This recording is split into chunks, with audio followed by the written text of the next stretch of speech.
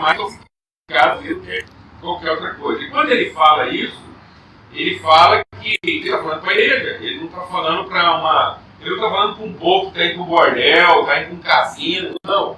Ele está falando, olha, as reuniões da igreja estão começando a fazer mais mal do que. E quando ele fala isso, ele fala exatamente que a igreja perdeu o significado do quê? Da comunhão. Eu tenho uma vivência de ministério de mais de 40 anos. Eu fui chamado ministério muito cedo, quando eu tinha 15 para 16 anos de idade, e comecei a percorrer esse caminho, essa vocação. Estou com 61 agora, e na verdade 62. E aí eu percebo assim que talvez a gente esteja cometendo uma heresia doutrinária sem perceber. Eu acho que há uma heresia teológica sendo cometida, que é a ideia inconsciente de que a salvação se consuma na graça. Sendo que a salvação ela se fundamenta no amor, ela se estabelece, ela se realiza no sentido de se manifesta na graça, ela se consolida na comunhão.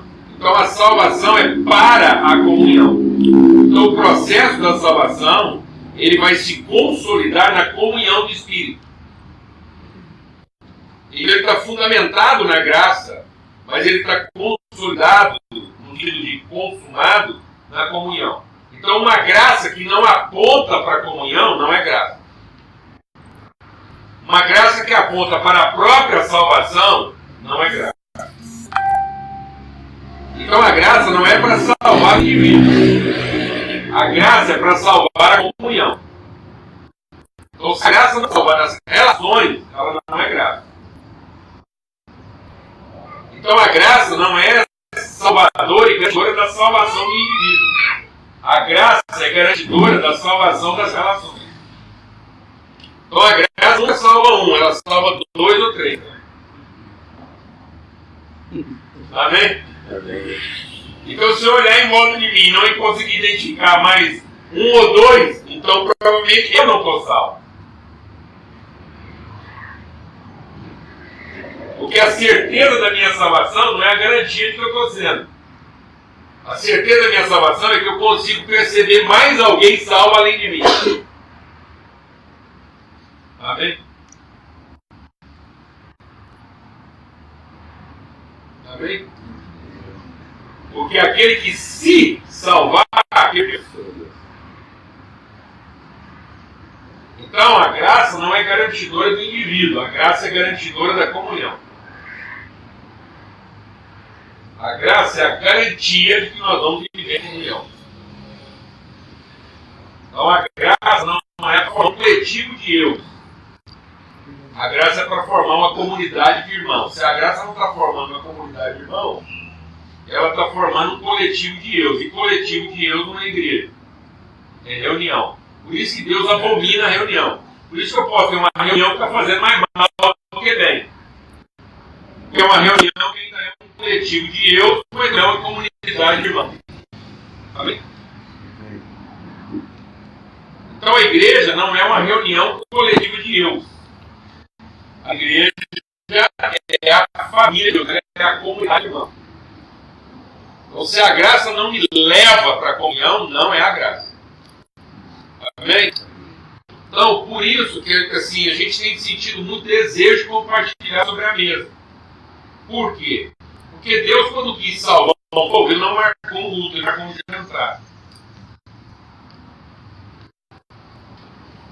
E as nossas reuniões estão mais com cara de culto do que de jantar. Amém? É importante a gente entender que Deus nunca marcou um culto para salvar o povo. Quando Ele quis tirar o povo do Egito, Ele marcou o quê? Um jantar. Glória a Deus. Glória a Deus.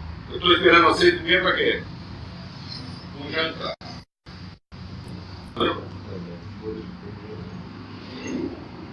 É interessante isso, né? Porque a gente não sabe se lá, a gente não sabe como é que vai ser o culto, mas a gente sabe que vai ter o quê? Um jantar. Amém? Se tem uma certeza que nós temos, é que ele está lá esperando a gente, assim, a hora que a gente encontrar de novo, assim que a gente encontrar de novo, nós vamos estar fazendo o quê? Nós vamos estar na mesa. Glória a Deus. Então, meditando, pensando sobre isso, eu queria ler um texto com vocês, está em Lucas.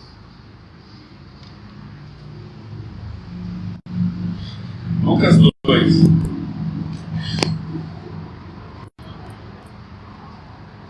Diz assim. Lucas 2. Naqueles dias foi publicado um decreto de César Augusto, convocando toda a população do império para o recenseamento. Esse é o primeiro recenseamento. Falando do primeiro recenseamento. E ele foi feito quando Quirino, governador da Síria. Todos tinham que se alistar, cada um na sua própria cidade. José também subiu da Galiléia, da cidade de Nazaré, para a Judéia, a cidade de Davi, chamada Belém, por ser ele da casa e da família de Davi, a fim de se estar com Maria, sua esposa, que estava grávida. Estando eles ali, aconteceu completarem-se os dias.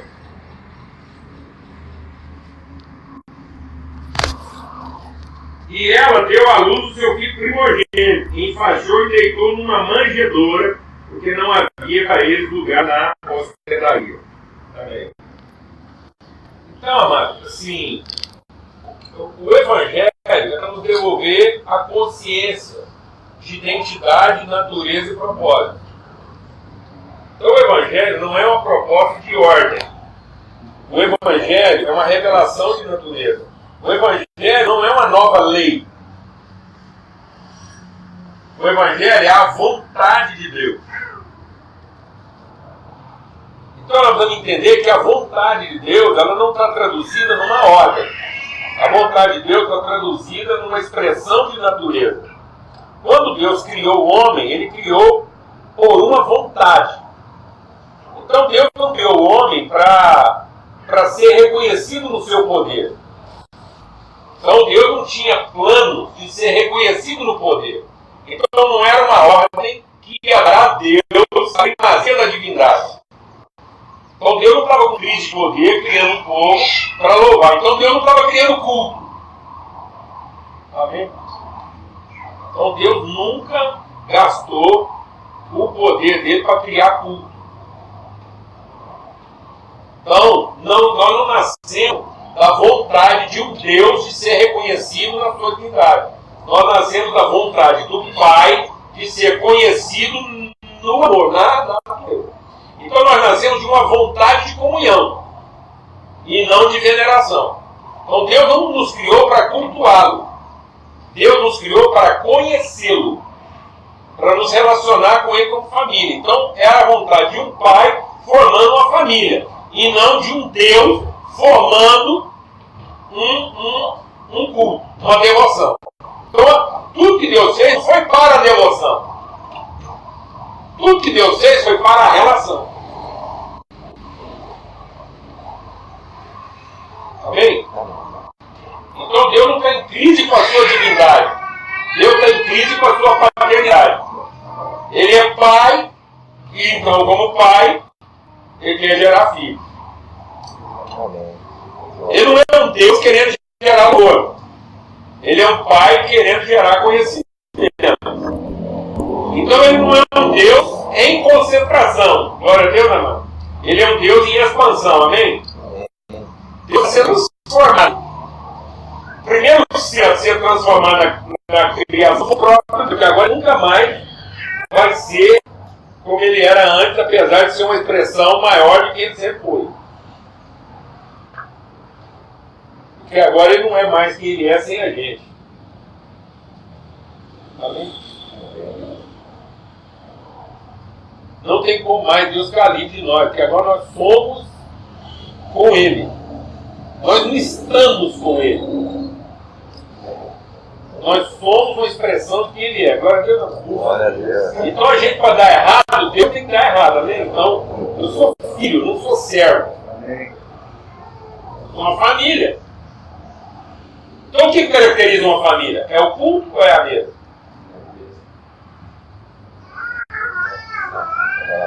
Às vezes nós estamos mais caracterizados pelo culto. Como se Deus quisesse devoção.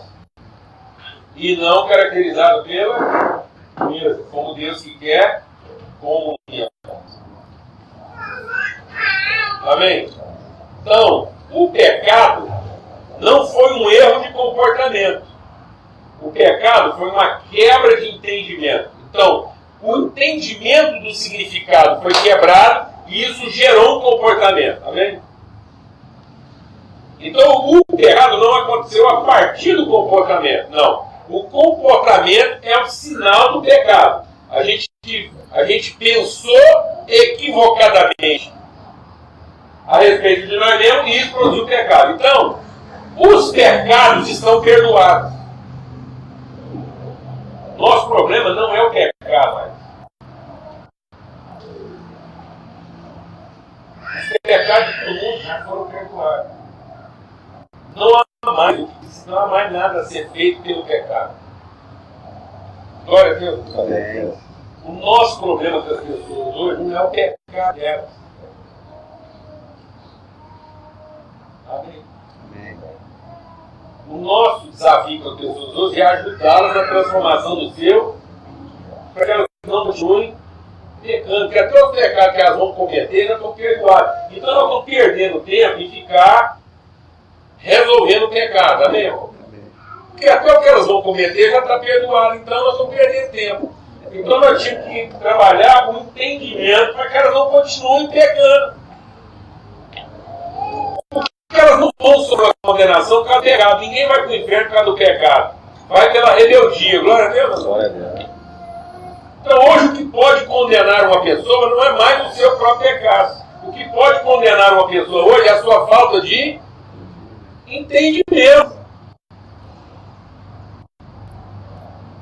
Então os pecados foram perdoados, agora a gente confessa pecado, para que aquele que perdoou o pecado nos liberte da nossa iniquidade. Então é a multiplicação da iniquidade que está fazendo o amor se esfriar. Então nós estamos focados na iniquidade e não no pecado.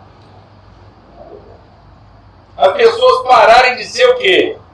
Iníquas, parar de pensar nelas mesmas. Então nós tínhamos que ser mais promotores da comunhão do que do sagrado.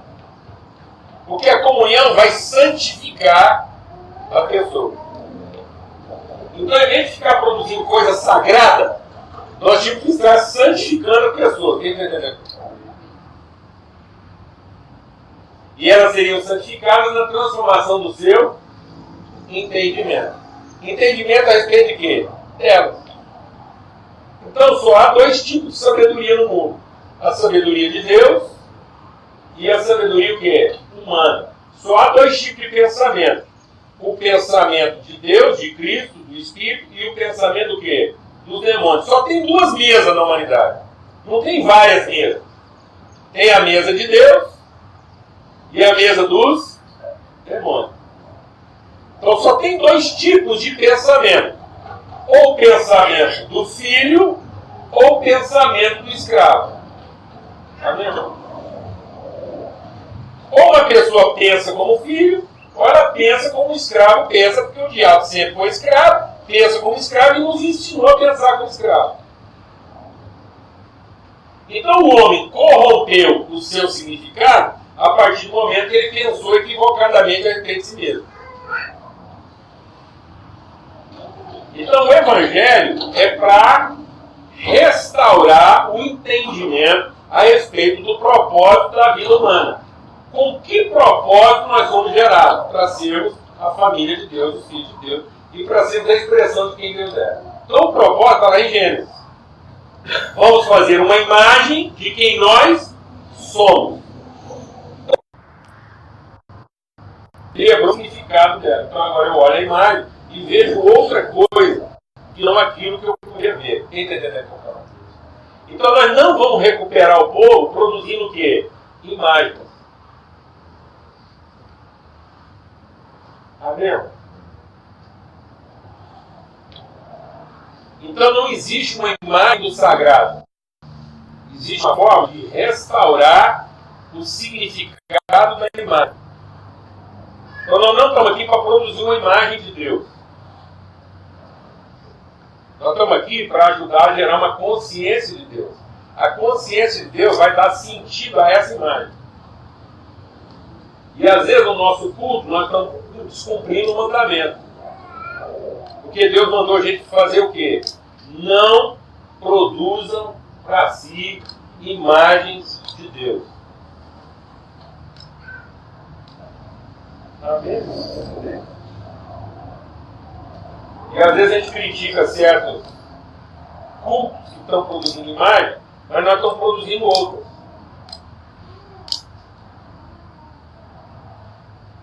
Sendo que Deus já fez a imagem dele. Quem quer a imagem dele? Então nós estamos precisando recuperar o significado dessa e não criar outra. Nós não estamos aqui para criar um homem à imagem de Deus. Nós estamos aqui para ajudar o homem a recuperar a consciência de que ele é a imagem. Amém? Então o nosso trabalho é muito mais na consciência do que na forma. Então a nossa vocação não é de ordem. A nossa vocação é de natureza. Deus não está preocupado com a ordem. Deus não está aqui para estabelecer uma nova ordem. Ele está aqui para recuperar o nosso senso de quê? De identidade, de natureza. Amém? Vamos comentar até aí. Então veja, nós fomos corrompidos lá na origem, na natureza. E quando a gente foi corrompido na natureza, nós fomos tentados a pensar na ordem. Por isso que Deus mandou a lei e falou assim, olha, vocês não ter dúvida que a ordem não vai salvar vocês, eu vou mandar uma ordem minha, eu vou fazer a ordem. E vocês veem que nenhuma ordem minha vai salvar vocês. Ela vai tornar vocês pior.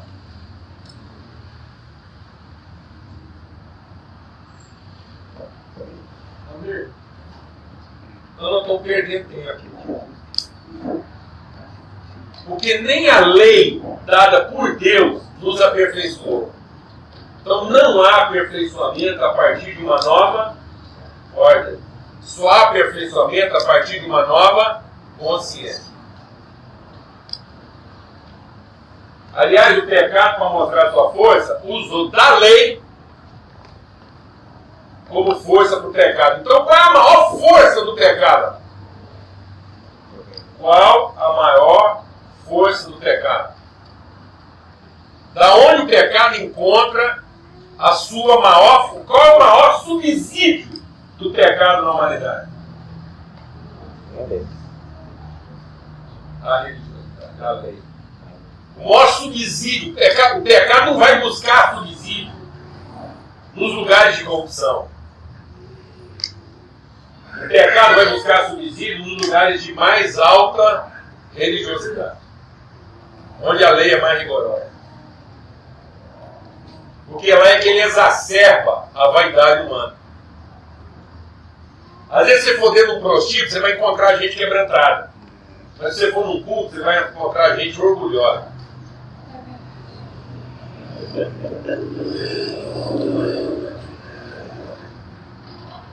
Entendeu? Ou não?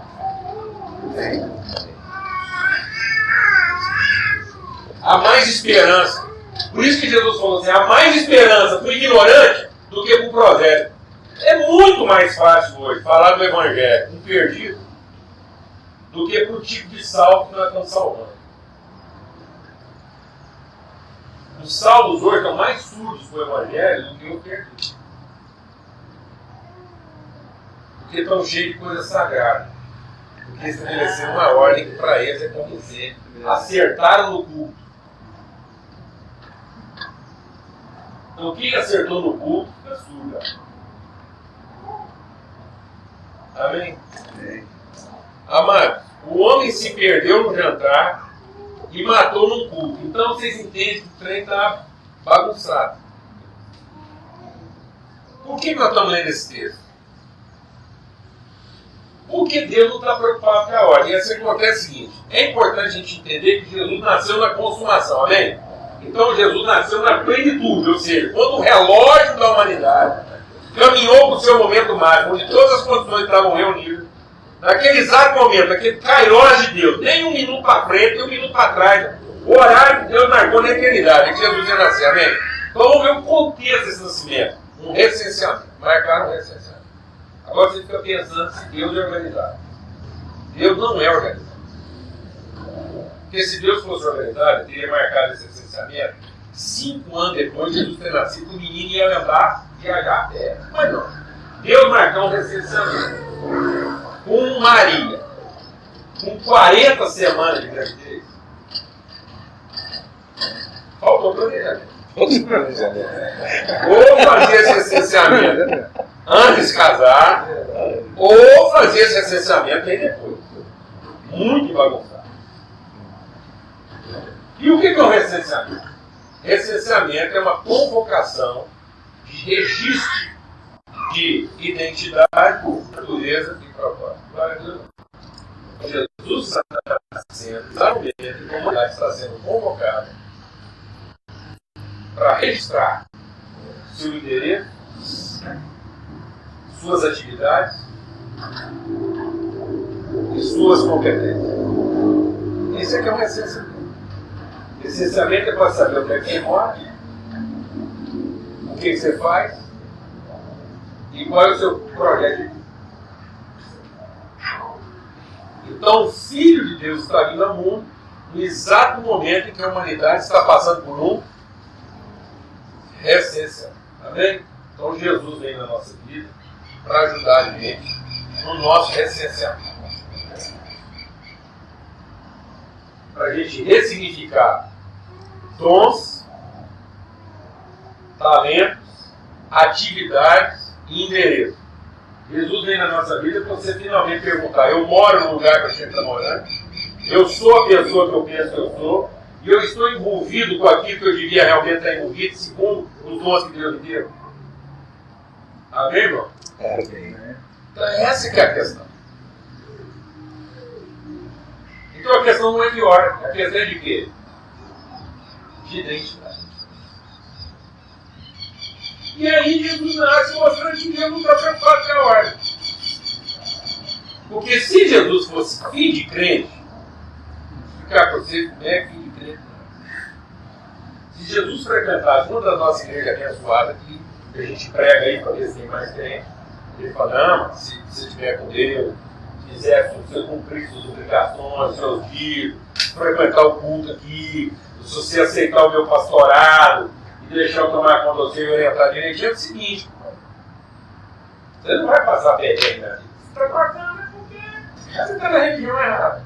Mas se você for crente mesmo, vai acontecer o seguinte: você vai estar viajando, aí você para numa cidade, precisa ficar hospedado no lugar, você vai chegar no hotel lá e fala assim: tem lugar? E a pessoa fala assim: ó, quero te dar uma boa notícia. Você é o nosso cliente 5.320 e nós temos um prêmio aqui para esse cliente. Você vai ficar na suíte presidencial. Você vai falar: tá bem, né? Não é que é bom ser crente? Aqui a gente nem programou, nem tinha dinheiro para pagar, mas só porque nós estamos na religião certa, vamos ficar na suíte presidencial. Parece que com Jesus é diferente, porque ele chegou lá, tem vaga? Não tem vaga. Já tem vaga. Muito bagunçado. Aliás, Jesus só morreu na cruz porque ele não era filho de crente. Se fosse filho de crente, a gente fazia uma campanha, um dia juntava a igreja inteira para orar, e um rapaz novo daquele que nunca fez mal para ninguém, nunca se tratou ninguém, nunca fez nada de errado, jamais ia morrer tão jovem e injustamente. Se José e Maria fossem dentro das nossas igrejas hoje, a gente não deixava aquilo acontecer, certo ou não?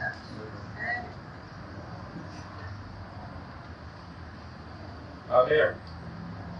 Então parece que não é de ordem.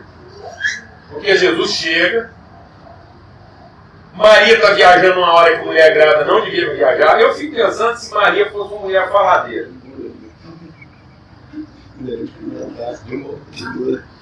Não, pensa Maria, uma mulher faladeira. José fala assim, ela tem que ir lá em Belém recensear. Maria fala, não, tem condição. Você está pensando o quê?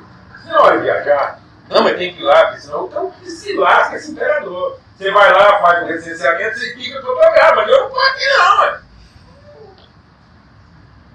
É possível que eles vão te achar aqui depois. E o José, não, mas tem que ir lá, tal.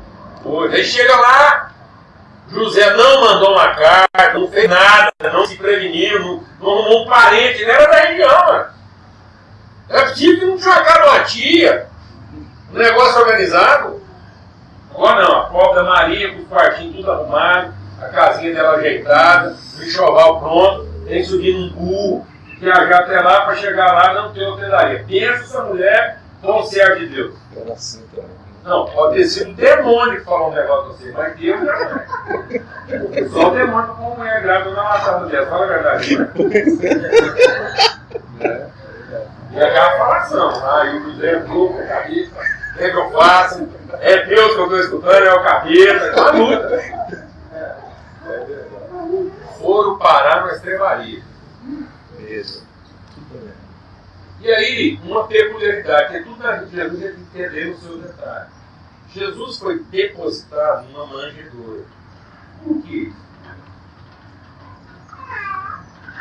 Porque a manjedoura é a mesa dos animais. Onde foi que nós perdemos o significado? Na mesa.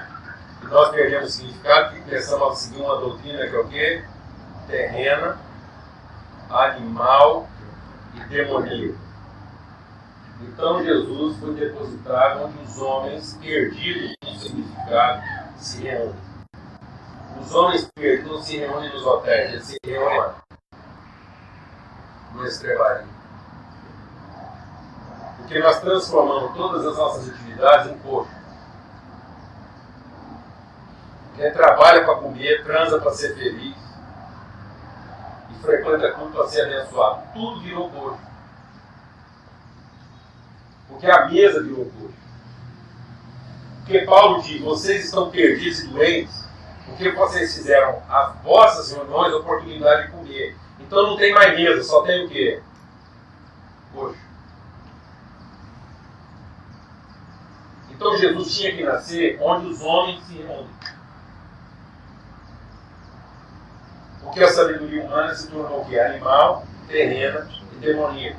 Então Jesus tinha que ser depositado onde faz sentido para nós. Ele tinha que nos atrair para um lugar onde a gente está acostumado a reunir. Só que nós vamos entender que o Filho de Deus, desde o dia que ele chegou, ele não era o que come.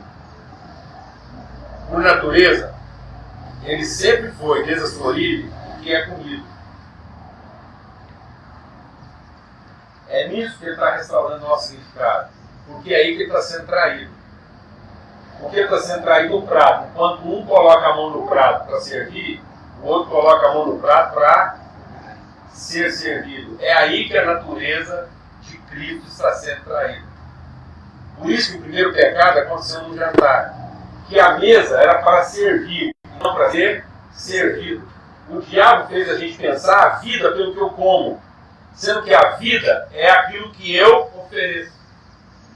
A vida está no que eu tenho que oferecer. E não naquilo que eu tenho para receber. Então a nossa mesa perdeu o sentido. Porque nós continuamos nos reunindo à mesa para quê? Para comer. O nosso culto é para comer. A gente louva para receber. Até hoje, o nosso primeiro instinto, quando a gente vai dar graça, é para quê? A gente agradece a comida ou a comunhão? Seja honesto.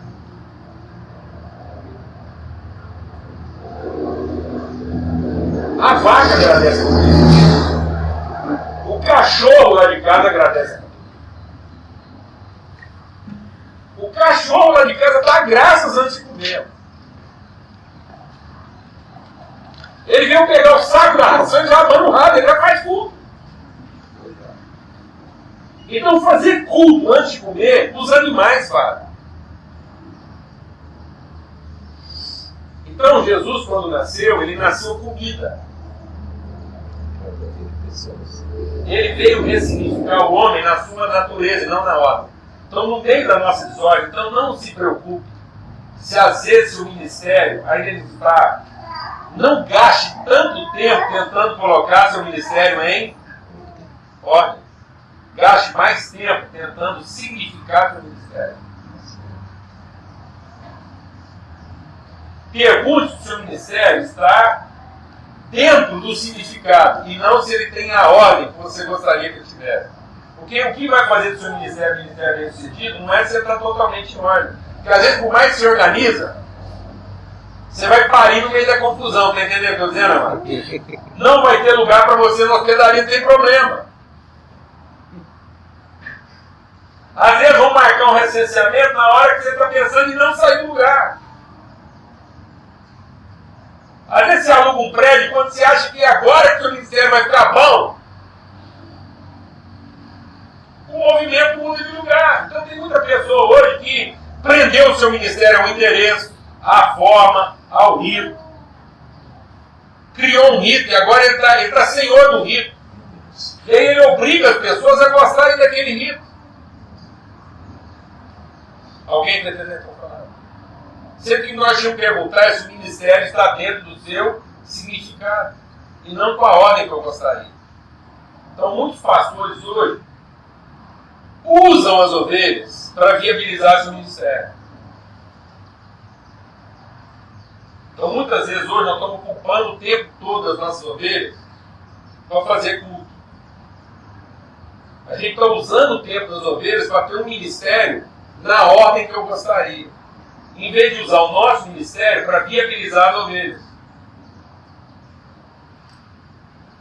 Usar o ministério para que as ovelhas tenham consciência de propósito e não necessidade de culto. Vou repetir. O nosso ministério é para que as ovelhas tenham consciência de propósito e não para que elas continuem tendo necessidade de culto. Então o nosso ministério ele será tanto maior quanto mais pessoas ele puder influenciar. E não quanto mais pessoas ele consegue reunir.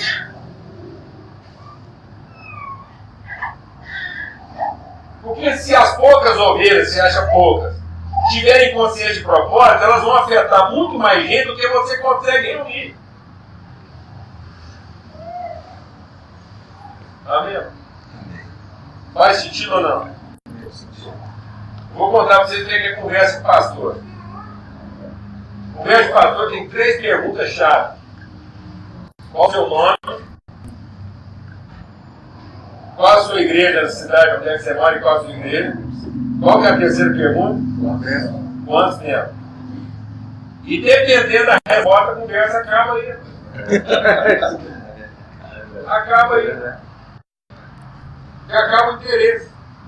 Tem pastor que quase pede desculpa antes de falar a quantidade de gente que ele reúne. Ele tem que se desculpar primeiro. Aí ele conta que a cidade é difícil, o povo é tudo encapetado, que lá não é que tá ninguém é crente, que as igrejas lá não prosperam, e por isso ele tem só um tantinho de gente. Ele já se desculpou primeiro.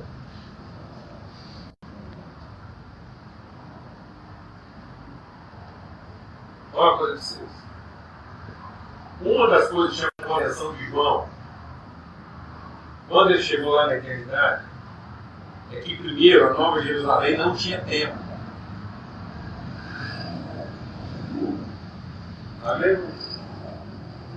Nós estamos preparados para morar numa cidade onde não tem templo. E nós estamos preparados para morar numa cidade onde não dá para contar o número das pessoas que estão reunidas. Glória a Deus, né? Porque a promessa de Deus para Abraão é que daria para ele um povo que não pode ser o quê? Montado. Então, se eu lhe der um ministério onde eu consigo contar o povo, muito provavelmente esse ministério não foi Deus que me deu. Porque se Deus tivesse me dado esse ministério, com certeza esse ministério eu não consigo o quê? Contar. Porque eu penso ele na capacidade da multiplicação e não na capacidade de reunião. Então, qual foi a única operação matemática que Deus ensinou a gente a fazer? Multiplicar. Quem ensinou a gente a somar foi o capeta. Porque o capeta que ensinou a gente a fazer uma matemática a partir do que falta.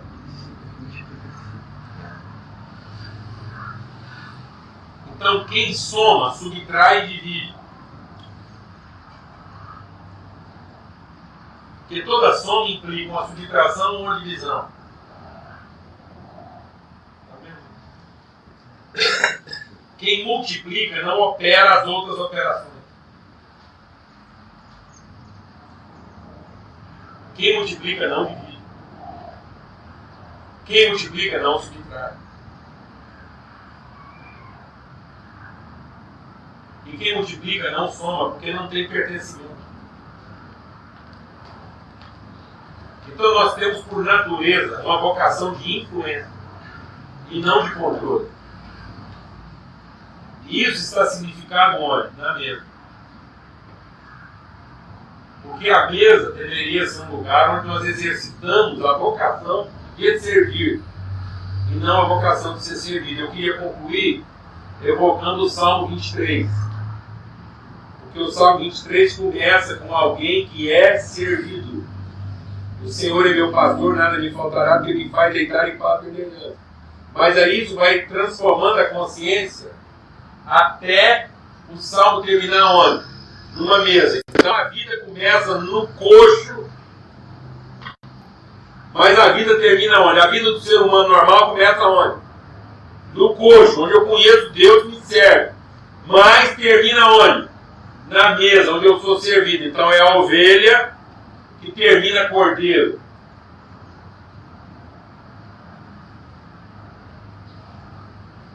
Então, não é mais um bebê na manjedoura, não é mais um homem pregado na cruz, porque quem reina é um cordeiro. Então, o símbolo maior de autoridade é um jantar que foi servido, lembra? O homem que Deus quer formar é um jantar servido. Eu olhava para o Salmo 23 e sempre pensava assim: preparas uma mesa na presença dos meus inimigos. Eu pensava na minha infância. Deus vai colocar todos os meus inimigos em volta, vai me pôr sentado na mesa, vai me servir. Eu vou olhar para os meus inimigos e falar assim: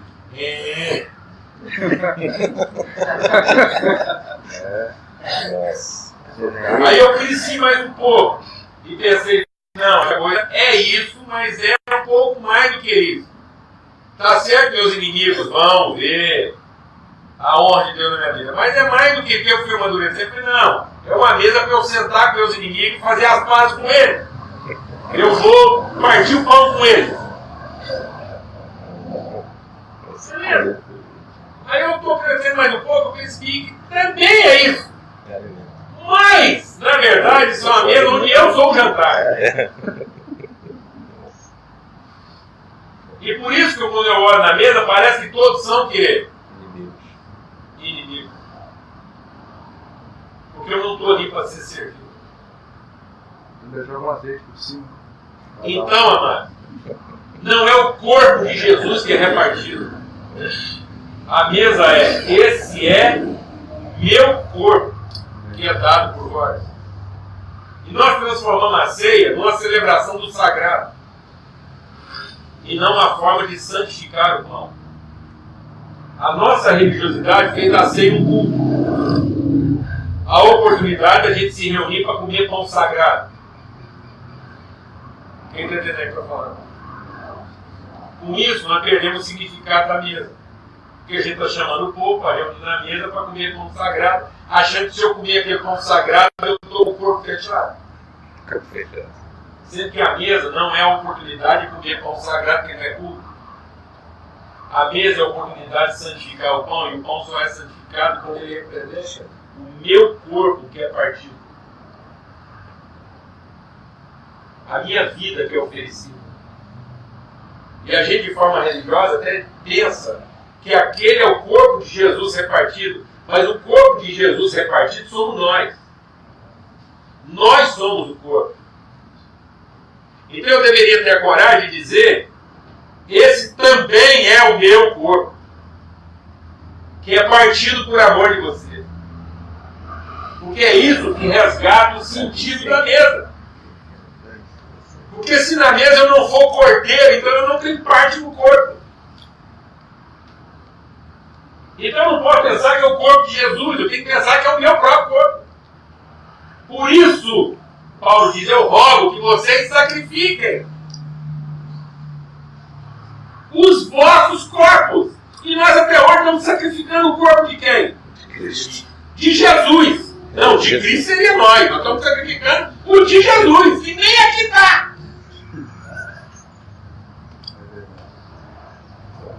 Nós estamos comendo o corpo de Jesus como um corpo sagrado. Em vez de santificar os nossos próprios corpos, sacrificando isso em favor dos irmãos.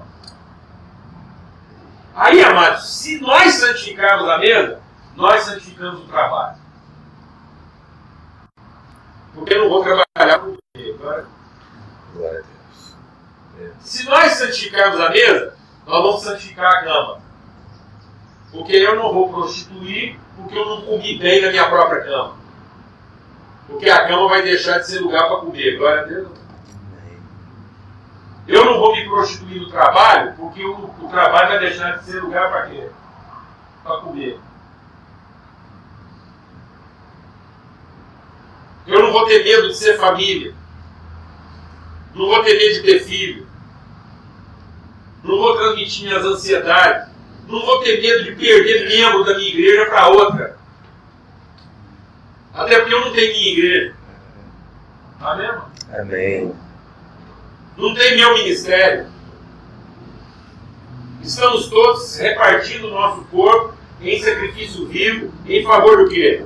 Das pessoas. Estamos ressignificando o pão. Se a gente conseguir ressignificar o pão, a gente ressignifica todas as coisas.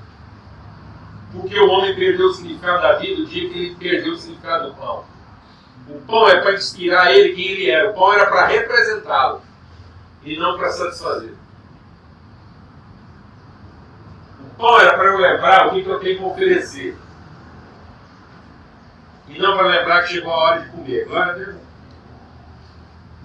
Então o pão não era para lembrar a minha necessidade. O pão era para lembrar a minha vocação. É tão forte isso que a gente mudou vários versículos da Bíblia. Eu nunca vi um justo padecer necessidade. Aí a gente já pensa o quê? Se eu for um justo, nunca me faltará pão. Não, mas é o justo, não é o crente. O crente pode ter falta de pão para ele, mas o justo nunca terá falta de pão para os outros.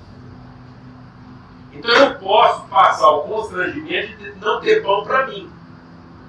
Eu posso ter fome, mas eu nunca vou passar a vergonha de não ter pão para os outros. Amém? Então qualquer um aqui pode passar a necessidade de não ter pão para si. E nós damos conta de lidar com a fome. Não é? Todo mundo aqui consegue ficar com fome. Mas nós não vamos conseguir passar a vergonha de alguém precisar de nós e nós não temos para oferecer. Amém? Essa vergonha você não vai passar. Por isso, se você buscar o reino de Deus e a sua justiça. A gente mudou esse versículo. A gente agora precisa buscar o reino de Deus. Nunca faltará nada para mim. Não, mano. Se você buscar o reino de Deus e se você procurar fazer justiça, nunca te faltará recurso para oferecer. Pode te faltar para comer, mas não vai faltar para oferecer. Glória a Deus. Porque se faltar para oferecer, você vai oferecer o quê? O seu próprio corpo para ser comido. Amém? Amém. Então a nossa oportunidade é ressignificar a mesa. Ressignificar a mesa a partir da coisa mais básica. O que é a mesa dos demônios? A mesa dos demônios não está sendo celebrada nos bordéis. Não. Muitas vezes a mesa dos demônios está sendo celebrada entre nós. O que é uma mesa de demônio? Onde as pessoas só se reúnem para comer. O que é a mesa de Deus? Onde as pessoas se encontram para ser. Então nós vamos refletir sobre os nossos cultos.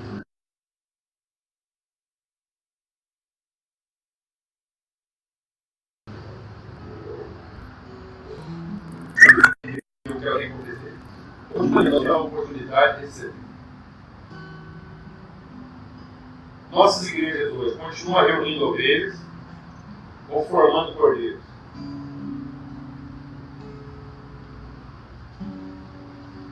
A igreja é para formar pastores ou para reunir ovelhas? A igreja, mano, é a comunidade dos pastores, não é a reunião das ovelhas. E aí nós vamos entender que as ovelhas, na verdade, não estão vindo no culto. Porque Jesus olhou para a cidade e a cidade era como um quê? Ovelhas que não têm pastor. E por que a cidade é um grupo de ovelhas que não tem pastor? Porque os pastores estão se reunindo como se fossem ovelhas. E nós estamos alimentando. Nós estamos alimentando reunião de ovelhas em vez de promover encontros de pastores.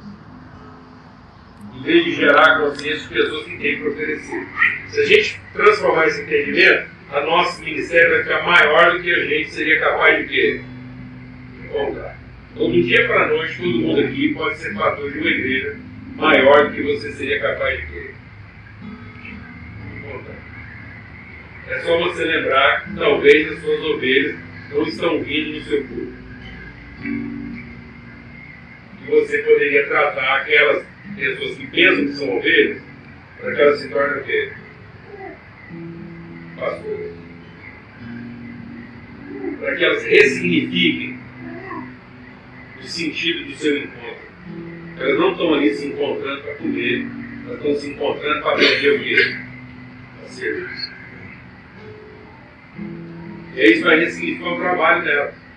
Porque agora elas não vão lá no trabalho para receber, elas vão lá no trabalho para quê? Para oferecer. Isso vai santificar a vida delas. Você não vai ficar pregando para ela que é pecado ela prostituir, deitar com outra mulher, com outro homem. Não vai precisar ficar.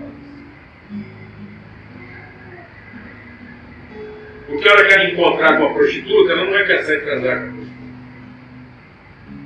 Ela vai ver a prostituta como uma irmã que precisa dele. Está vendo? Amém. Nós não vamos ficar falando para os nossos jovens, semanas a fio, que eles têm que viver uma vida santa, que não podem transar antes de casar. Sabe por quê? Porque eles vão olhar um para o outro, não pelo que eles podem receber, mas pelo que eles têm para oferecer. Então, se a gente ressignificar a natureza, nós não precisamos ficar gastando tanto tempo em estabelecer a ordem. Mas ocupado em estabelecer uma ordem, nós não vamos transformar. E a natureza da igreja é ressignificada na mesa. Nós estamos sendo desafiados urgentemente a ressignificar a mesa, porque a mesa se tornou para nós um lugar de comer pão sagrado e não um lugar de santificar o pão. Então a mesa não é comer pão sagrado. A mesa é santificar o pão. E santificar o pão é partir antes de comer. A mesa não é comer o pão sagrado. A mesa é santificar o pão. E a única forma de santificar o pão é reparti-lo antes de comer. Glória a Deus. É ver o ovo antes da minha própria fome. É deixar de pensar como um animal. É entender que no nosso coxo foi depositado um pão vivo. Jesus é o pão vivo que desceu do céu. Quem come desse pão nunca mais terá fome. Então nós temos que parar de fazer as coisas que nós estamos com fome.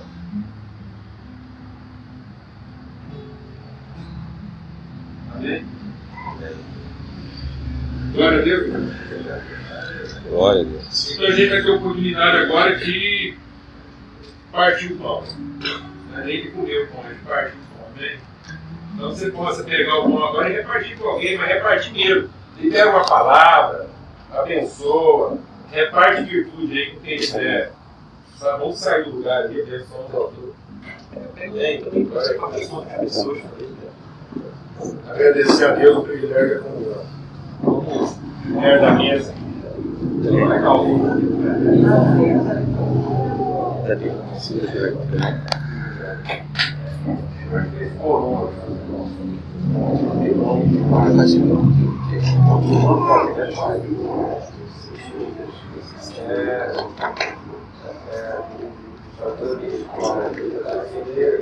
Segurança. Não é pela sentir de vocês, é segurança.